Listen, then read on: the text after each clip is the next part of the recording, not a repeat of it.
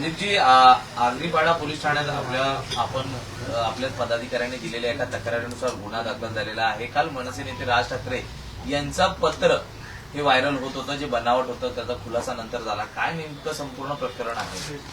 असं आहे की शिवसेना शिंदे गटाने एक उमेदवार उभा केलेला मिलिंद देवरा नावाचा, जेव्हा त्यांना कळलं की आपल्याला मतं मिळत नाहीयेत कुठल्याच प्रकारे, त्यावेळेला सन्माननीय राजसाहेबांच्या खोट्या सहीचं पत्र एक सोशल मीडियावर टाकण्यात आलं की मनसेनी शिंदे गटाचे उमेदवार मिलिंद देवरा यांना पाठिंबा दिलेला आहे आणि मनसेच्या सर्व लोकांनी मिलिंद देवरा यांना मतदान करावं, अशा पद्धतीचं खोटं पत्र काल टाकण्यात आलं। जर तुमच्या उमेदवाराची लायकी नव्हती तर तुम्ही उमेदवार का उभा केला? आणि जर तुम्हाला माहिती आहे तुमच्या लोकांना मतं मिळणार नाहीत, मनसेच्या मतावर तुम्ही डल्ला मारायचा प्रयत्न, लढाई लढायची तर समोरासमोर लढा ना। ही चिटिंग करून कसली लढाई लढताय? म्हणून मी म्हटलं की हे सगळेजण लाडकी बहीण करतायत। या लाडक्या बहिणींचे हे भाऊ सगळे चीटर आहेत। राज ठाकरेंच्या सहीचा गैरवापर झाला असं नाही वाटत? निश्चित यांच्यावर 420 मिलिंद देवरांवर गुन्हा दाखल केला पाहिजे। हे मिलिंद देवरांच्या संमतीशिवाय झालं का? आणि त्यांच्या कार्यकर्त्यांना पकडलं आमच्या लोकांनी, जेव्हा ते पत्र लोकांना दाखवत होते त्यावेळेला त्यांच्या मोबाईलमध्ये होतं। त्यांचे ते दत्ता नरवणकर, राजेश कुसळे हे त्यांचे पदाधिकारी आहेत, त्यांनी ते ग्रुपवर व्हायरल करायचा प्रयत्न केला। सुदैवाने ही बाब वेळेत लक्षात आल्यामुळे 8:30 वाजता 9 वाजता त्यांचा व्हिडिओ बनवला आम्ही दत्ता नरवणकरांचा की हे चुकीचं आहे म्हणून सांगा तुम्ही। मला वाटतं अशा पद्धतीने लोकसभेमध्ये ज्यांना आम्ही दिवस रात्र मेहनत करून मदत केली, ठीक आहे, आम्हाला तुम्ही मदत करू शकत नसता इथपर्यंत मी समजू शकतो, पण आमची वाजवू तरी नका अशा खोट्या गोष्टी करून। मला असं वाटतं या पद्धतीचं वागणं, हे लोक किती नीच आहेत हेच याचं द्योतक। संदीपजी, या निवडणुकीमध्ये मनसे किंगमेकरच्या भूमिकेत राहणार काय? मनसेला किती जागा मिळतील असा तुमचा अंदाज वाटतो? साधारण 48 तासांनी सांगतो तुम्हाला।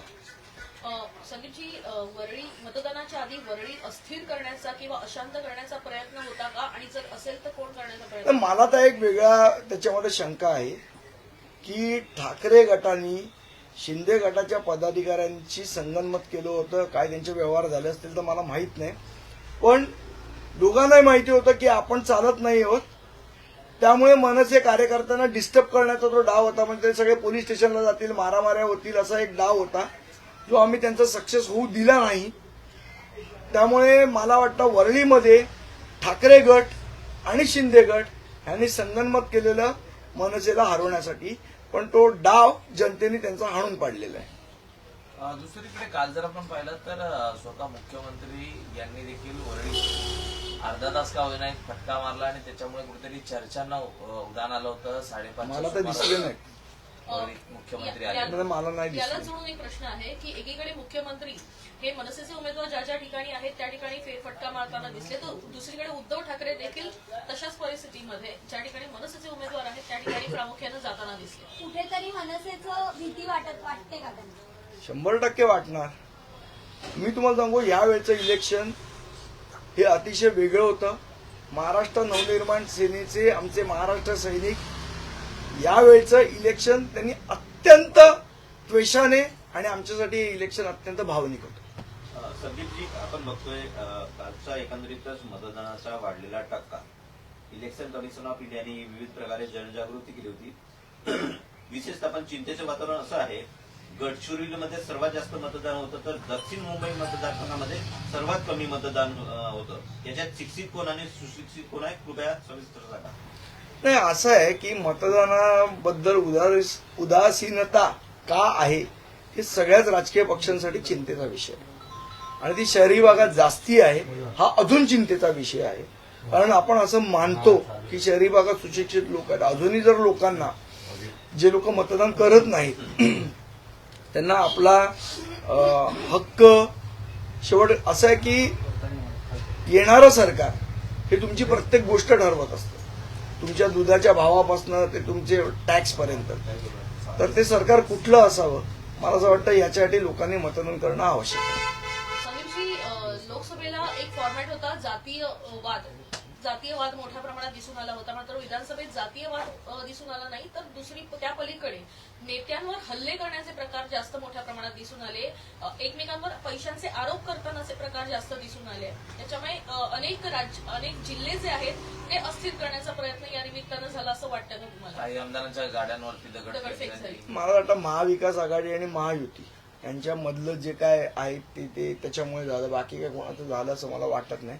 त्यामुळे आता याची उत्तरं मी देण्यापेक्षा त्यांनीच दिली पाहिजेत की असं का घडलं.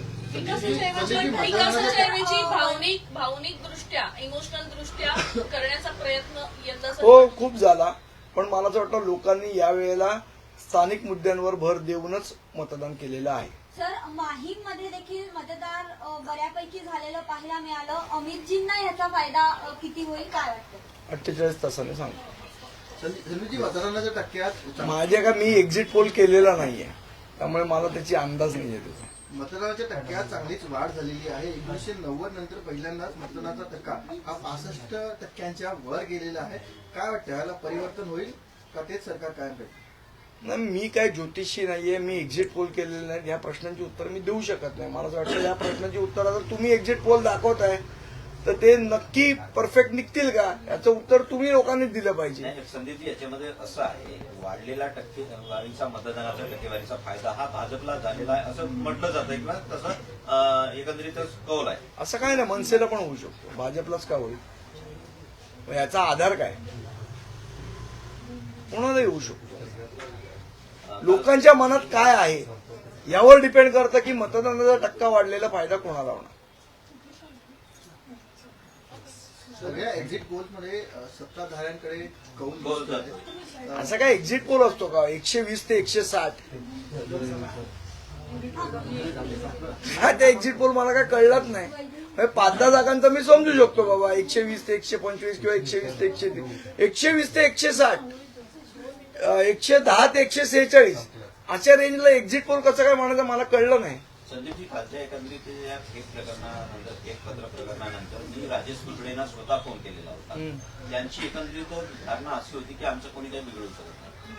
हो, कारण काय आहे, शिंदे साहेबांचा प्रचंड दबाव होता पोलीस स्टेशनवर, हे मला जाणवलं. आम्ही ऑब्झर्व्हरना फोन केल्यानंतर एफआयआर दाखल झाली. तोपर्यंत एफआयआर दाखल करून घ्यायला पण पोलीस तयार नव्हते. जेव्हा जे निवडणूक आयोगाचे जे केंद्रातनं ऑब्झर्व्हर येतात त्यांच्याकडे आम्ही तक्रार दाखल केल्यानंतर त्यांनी डीसीपीला सांगितल्यानंतर एफआयआर दाखल झाली.